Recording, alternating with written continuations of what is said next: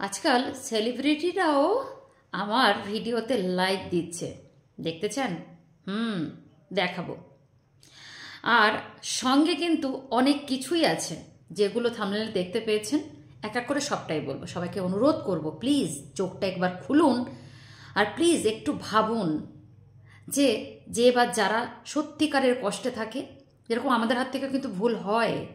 দেখবেন কিছু কিছু মানুষ ঠকিয়ে আমাদের কাছ থেকে পয়সা নিয়ে চলে যায়, কিন্তু আসল যারা কষ্টে থাকে তারা কিন্তু চাইতেও পারে না, তাদেরকে আমরা হেল্প করতেও পারি না, অনেক সময় খুব কষ্ট হয়।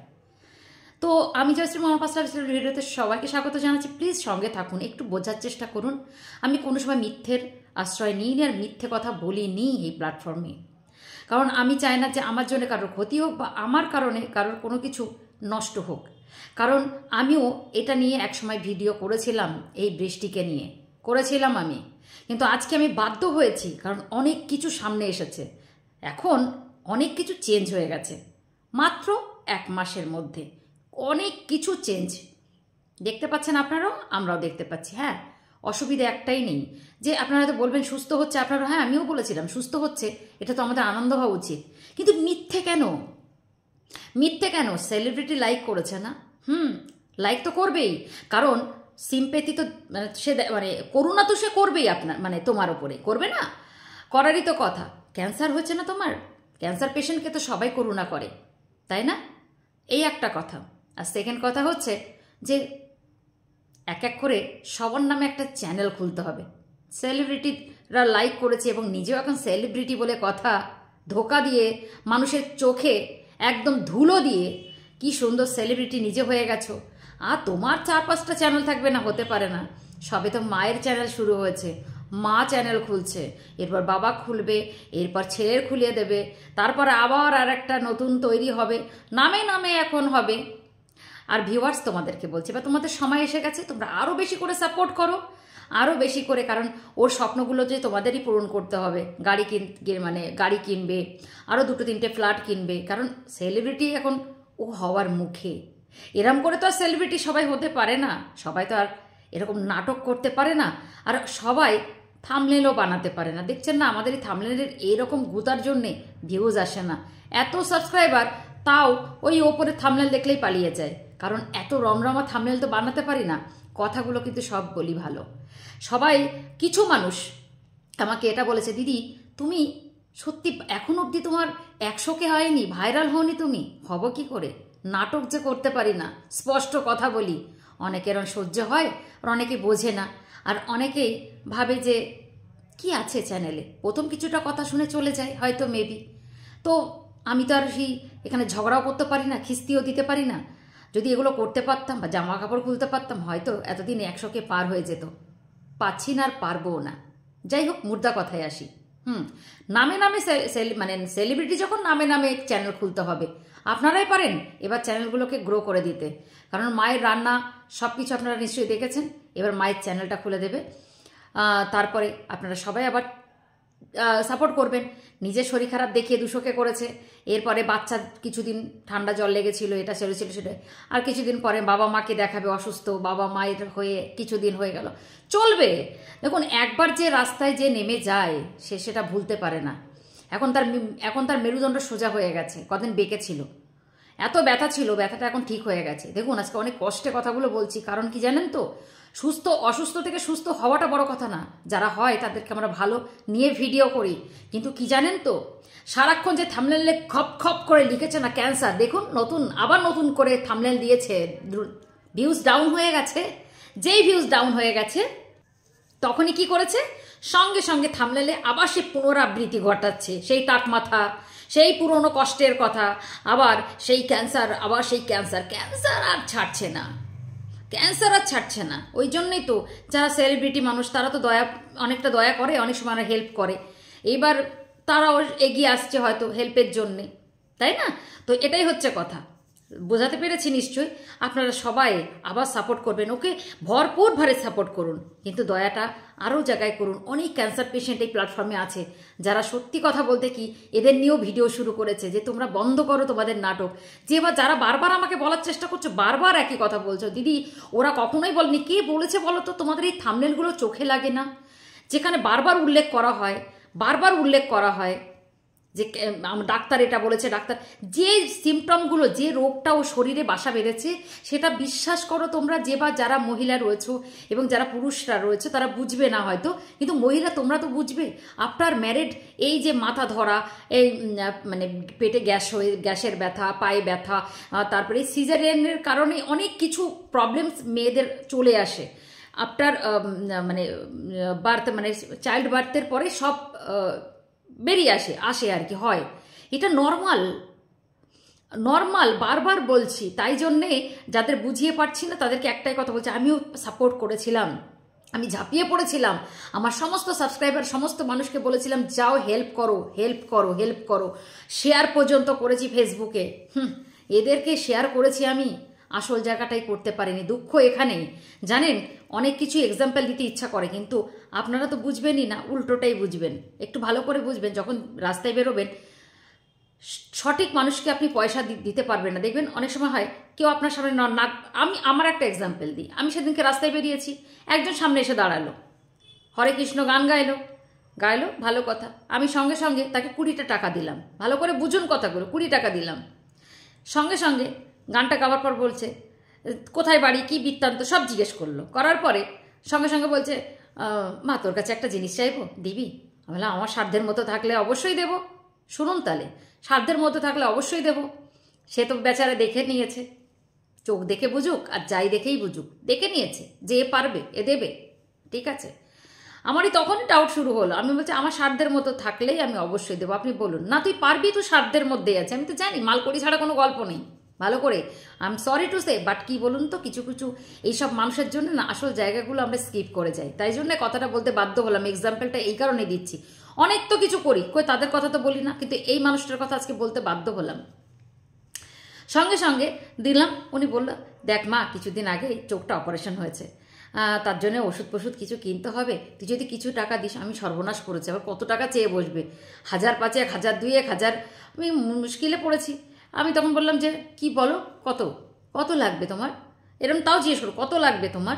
তখন বললো তুই যা পারিস তাই দে। ব্যাস আমি আমার সামর্থ্য মতো দিয়ে দিলাম। ভাবলাম পেছনে ফেললাম না, যে না যদি হয় যদি না হয়, যদি 2 হাত করতে করতে দিয়ে দিলাম। চলো তোমাকে তো আমি আমার কাজটা করে যাই, তোমরা হয়তো বলবে যে দিয়ে আবার বলছো। এই কারণেই বলছি, না চাইতে না অনেক কিছু আমরা করি, না চাইতেই অনেক রাস্তাঘাটে আমরা যেচে করি, এ নাও এটা খাও, এটা নাও ধরো। কিন্তু এই যে মানুষের এই যে চাওয়া পাওয়া, উনি যদি আমার কাছে ভালোভাবেই বলতো, মানে অনেক কিছু ব্যাপার আছে, যাই হোক আমি এত কথা বলতে চাইছি না।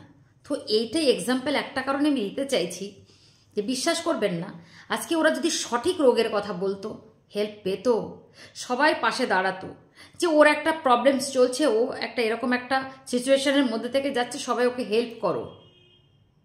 কিন্তু ও ক্যান্সারের মতো একটা বাজে রোগের সহায়তা নিল, সবাইকে ব্রেন ওয়াশ করলো, থামলের ওপর থামলে টিউমার ক্যান্সার, মরে যাবে, বাঁচবো না আমি আর। এই নাটকের থামলেলগুলো কিছু কিছু তো প্রাইভেটও করে দিয়েছে। কেন করেছো? সত্যবাদী যদি হবে কেন করেছো? প্রশ্নের উত্তর আমার দাওনি কেন?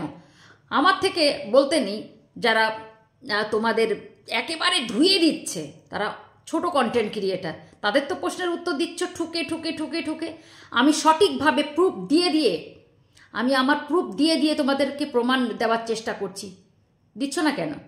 উত্তর দিচ্ছ না কেন? ক্ষমতা থেকে স্পটে এসে নাম নিয়ে বলো যে এই প্রশ্নের উত্তর দিলাম। চোখের প্রশ্নের উত্তরটা আগে দাও, তারপর টিউমারের কথা বলবে, তারপর ক্যান্সারের কথা বলবে। আগে চোখের প্রশ্নের উত্তরটা দাও, যেটা আমি চেয়েছিলাম, আমার সমস্ত প্রুফ দিয়ে তোমাকে প্রমাণ চেয়েছিলাম, দিতে পারোনি। তুমি ফ্রড। কিছু বোকা ভিউয়ার্সদেরকে ব্রেন ওয়াশ করে একদম যাচ্ছে তাই করে রেখে দিয়েছো, আর তোমাদের নেট পুড়িয়ে তোমরা এই বোকামিরগুলো সামিল হচ্ছ। করো না। যারা সঠিক, যাদের দরকার আছে তাদের পাশে থাকো। থার্ড কথা বলি, আর একটা কথা, ফাইনালি বৃষ্টির হাজব্যান্ড আমার সাথে কন্ট্যাক্ট করেছে। অর্ণববাবু করেছে, বুঝতে পেরেছো? আর ওর সম্বন্ধে সবাই যেটা বলেছে সেই কথাগুলোই বলেছে। যতটা সহজ সরল বলে মনে হয় ততটা সহজ সরল নয়, এটা তো সত্যি কথা। কারণ এরকম করে মানুষের চোখে ধুলো দিতে তো সবাই পারে না। হ্যাঁ, কি তাড়াতাড়ি হয়ে গেল না? ঠিক যেমন শ্বশুরকে, শ্বশুর বাড়িকে বা স্বামীকে ধাপ্পা মেরে টাকা পয়সা সেখান থেকে লুটে পুটে নিয়ে এসে এরকম করে ধাপ্পা মেরে সংসার করছে, ঠিক তেমনি ভিউয়ার্সদেরও ধাপ্পা মেরে বোকা বানিয়ে একদম তোমরাও ঠকবে। যেমন শ্বশুরবাড়ির লোকগুলো ঠকেছে, ঠিক তেমনি আমি একদিন প্রোটেস্ট করেছিলাম না যে ও সহ্য কেন করবে, বেরিয়ে এসেছে, ভালো হয়েছে। সহ্য করে কেউ অত্যাচারিত হয়ে মরে যেত?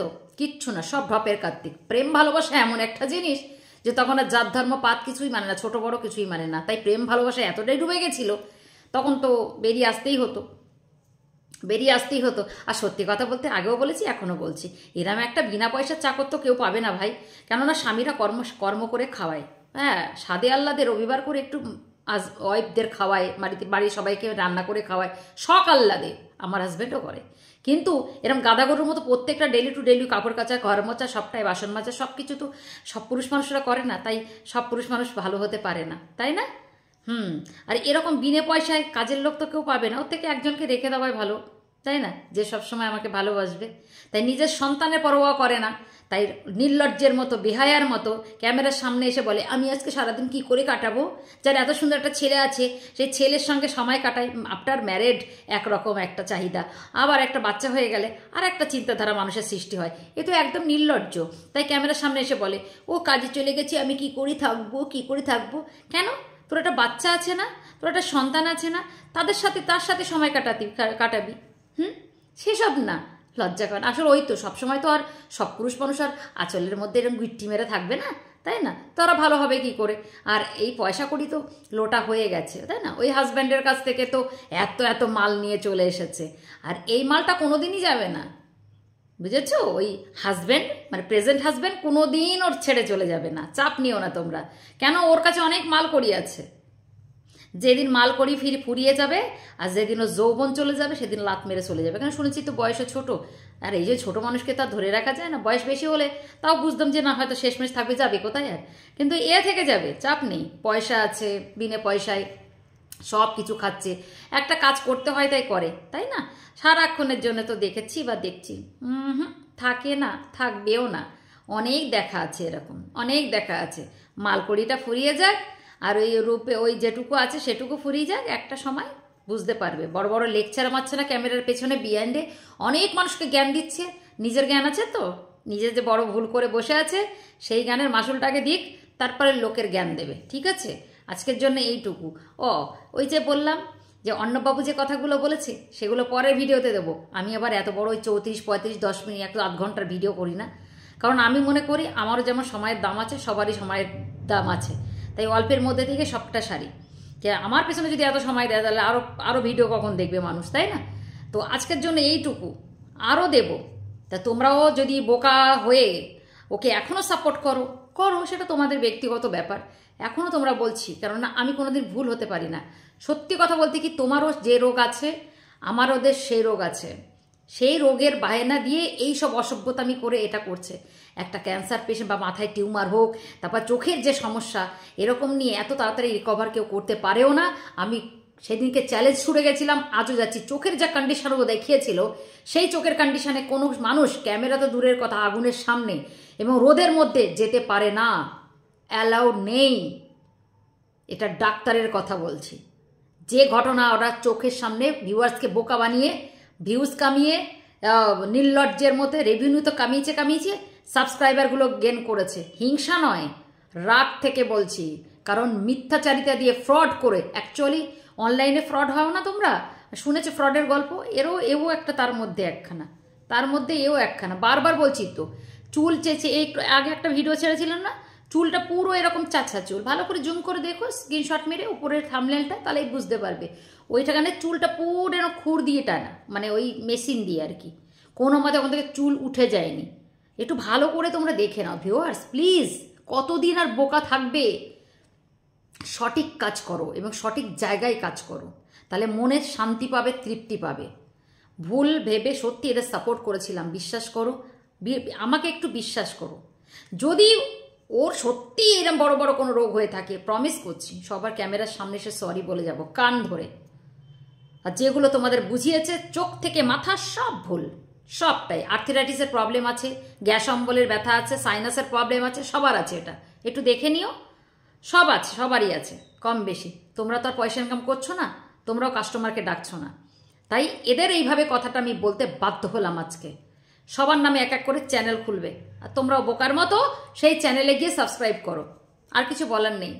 ভালো থেকো সবাই, সুস্থ থেকো। আজকের জন্য এইটুকু।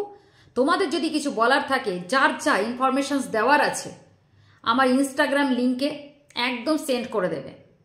যদি কোনো কিছু বলার থাকে আমার ইনস্টাগ্রামে মেসেজ করো প্লিজ। এই মেয়েটার সম্বন্ধে আরও কিছু, কেননা যে বা যারা সাপোর্ট করেছিল, আমাকে অনেক মেসেজ পাঠিয়েছিল, আমি তাদেরকেও বলছি যে আমি জানি না যে তোমরা কিসের পারপাসে এটা বলেছিলে, কিন্তু যখনই কথা বলতে আসবে আগে বলবে চোখের প্রবলেমটা যেটা দেখিয়েছিল, বলেছিল, সেটা আগে সামনে আনতে, সেই প্রশ্নের উত্তরটা আগে দিতে, তারপরে আমি ওদের হয়ে আবার ভিডিও করব। কথা দিয়ে গেলাম। আগে বলবে যে চোখের যে সমস্যাটার কথা বলেছে, সেই সমস্যার কথাটা যেন আগে পুরো ক্লিয়ার করে, মিথ্যেটা কেন বলেছিল। তারপরে আমি কথা দিচ্ছি ভিডিও আমিও আবার বানাবো। তো চলো আজকের জন্য এইটুকু। সবাই ভালো থাকবে, সুস্থ থাকবে। টাটা। নিজের পরিবারের সাথে।